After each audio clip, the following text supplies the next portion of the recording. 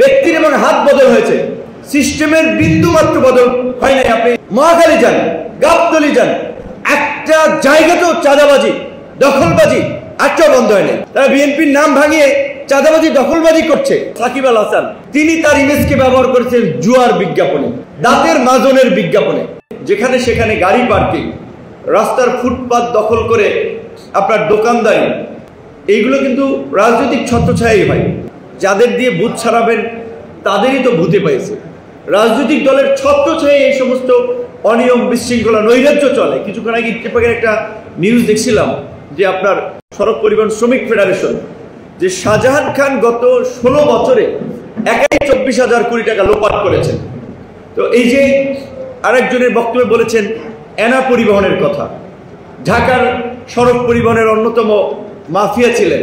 BNP কিংবা বিরোধী দলের কর্মসূচিতে কোনো গাড়ি চলবে না কিংবা হরতাল অবরোধ ডেকে দেওয়া। এই ইনায়েতুল্লাহরা শূন্য থেকে কয়েক হাজার কোটি টাকার মালিক। ইনায়েতুল্লাহ পালিয়ে গেছে, তার যে এনা পরিবহন একটা গাড়িগুলো কি পালিয়ে গেছে না প্লেন দিয়ে তুলে নিয়ে গেছেন? মুরতাজে অর্ডার করে জিতে নিন গাড়ি, বাইক, আইফোন সহ কোটি টাকার পুরস্কার। অর্ডার করতে ভিজিট করুন murtaj.com। নাকি জাহাজে করে বাইরে পাচার করে দিয়েছেন সব, কিন্তু নাম রং করে, নাম বদল করে এখন আবার অন্য একটা সিন্ডিকেট চালাচ্ছে। কিংবা শাহজাহান খানরা যেই মাসোয়ারা তুলতেন সেটা এখন অন্যরা তুলছে। ব্যক্তির এবং হাত বদল হয়েছে, সিস্টেমের বিন্দু মাত্র বদল হয় নাই। আপনি শাহজাবাদ বাস টার্মিনালে যান, গুলিস্তানে নিকটে ফুলবাড়িয়া যান, মহাখালী যান, গাবতলী যান, একটা জায়গাতেও চাঁদাবাজি দখলবাজি আটটাও বন্ধ হয় নাই। জোর দখল করে কমিটি হয়ে তারা সমিতি চালাচ্ছে, পয়সা তুলছে। এমনকি আমাদের কিছু শ্রমিক ভাইরা দেখলাম এই ফুলবাড়িয়াতে চাঁদাবাজির বিরুদ্ধে তারা পরিষ্কার, যে তাদের ভিডিওটা দেখলাম, দেখাতে পারলাম আপনাদেরকে।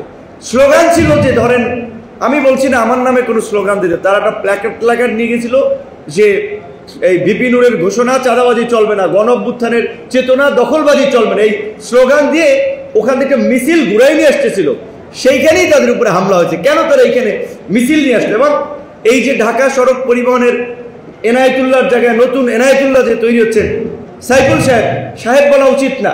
তারা বিএনপির নাম ভাঙিয়ে চাঁদাবাজি দখলবাজি করছে, বিএনপির ঘাড়ে বদনাম তুলে দিচ্ছে। কিন্তু এই লোকগুলো বিএনপির জন্য কি করেছে আমি জানি না। রাজপথে তো দেখি নেই খুব বেশি আন্দোলন সংগ্রাম। আমরা তো এই সালাম ভাইদের সাথে মহানগর কেন্দ্রীয় সবার সাথে আন্দোলন সংগ্রাম করেছি। ইমরান খান একজন বিশ্বজয়ী ক্রিকেটার, অধিনায়ক। তিনি বিশ্বকাপ জয়ের পরে তার যে ওয়ার্ল্ড ওয়াইড একটা ইমেজ তৈরি হয়েছিল, তিনি ক্যান্সার হসপিটাল করেছিলেন, স্কুল করেছিলেন, কলেজ করেছিলেন, মসজিদ করেছিলেন, মাদ্রাসা করেছিলেন।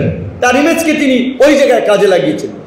ইলিয়াস কাঞ্চন ভাই দেশীয় পরিসরে তার ইমেজকে এই সড়কের শৃঙ্খলা কিংবা নিরাপদ করার জন্য, মানুষকে সচেতন করার জন্য, যেহেতু তার সে একটা সময় একটা না কয়েকটা জেনারেশনের ক্র্যাশ ছিল, যে একজন সিনেমার নায়ক যখন সড়ক নিয়ে কথা বলছে, আচ্ছা কি বলছে মনোযোগ দিয়ে শুনি।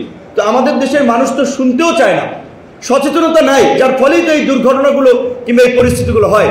তো তিনি এই কাজটি করেছেন। আমরা তাকে সম্মানিত করার বদলে ওই যে বলেছি, এই শাহজাহান খানদের মতো কিংবা ওসমান আলীদের মতো, এই এনায়েতুল্লাহদের মতো মাফিয়াদের কারণে লাঞ্ছিত হয়েছেন। আমি যে কথা বলছি, ইমরান খানের ইমেজকে তিনি ক্যান্সার হসপিটাল, স্কুল, কলেজ, বিশ্ববিদ্যালয়, মাদ্রাসা এবং সর্বোপরি পাকিস্তানের রাজনীতিকে আপনার পরিবর্তনের জন্য কাজে লাগিয়েছেন। আমাদের এরকম ক্রিকেটার আছে, ধরেন এই আন্তর্জাতিক মানে একজন মেধাবী, কত সম্ভাবনার একটা খেলোয়াড় ছিল সাকিব আল হাসান। তিনি তার ইমেজকে ব্যবহার করেছেন জুয়ার বিজ্ঞাপনে, দাঁতের মাজনের বিজ্ঞাপনে। কাজে আপনার ইমেজ এবং অবস্থানকে আপনি কোন কাজে ব্যবহার করবেন সে আপনার বিষয়। তো কাঞ্চন ভাইকে, তার সাথে আমার খুব বেশি প্রোগ্রাম করা হয় নাই। এর আগে কচিকাচার মেলা একটা প্রোগ্রাম দেখা হয়েছিল।